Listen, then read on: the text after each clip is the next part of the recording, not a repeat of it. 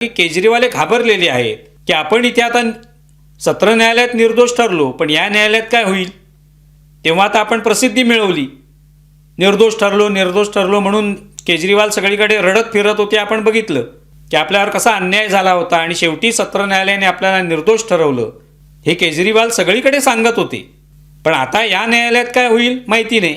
म्हणजे केजरीवाल यांचं थोडक्यात म्हणणं असं आहे की मग इंडिया आघाडीच्या सदस्य असलेले जे कोणते पक्ष आहेत वेगवेगळे, मग राष्ट्रवादी काँग्रेस शरद पवारांचा पक्ष असेल, केजरीवालांचा आम आदमी पार्टी पक्ष असेल, DMK असेल, काँग्रेस असेल, यांच्या विचाराशी जवळ जाणारा असा कोणीतरी न्यायाधीश असेल तर त्याला माझ्यासमोर ठेवा, म्हणजे तो मला न्याय देईल, हेच केजरीवालांचं म्हणणं असणार.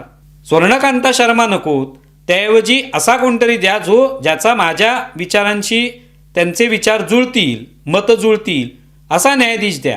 किती गंमत आहे बघा. आपल्याला आपल्या विचारांशी जुळणारे न्यायाधीश द्या, माझ्या विचारांशी जुळणारे वकील द्या आणि मला न्याय द्या. म्हणजे अशा वेगवेगळ्या विचारांच्या न्यायपालिका तयार कराव्यात, असं केजरीवालांचं म्हणणं असावं. म्हणजे ही सगळी लबाडी जी आहे ती कशा पद्धतीने केली जाते लक्षात येतं आपल्या. यातून न्यायपालिकेबद्दल लोकांच्या मनात संशय निर्माण करायचा की अमुक हा न्यायाधीश या विचारधारेचा, तमुक हा न्यायाधीश या विचारधारेचा,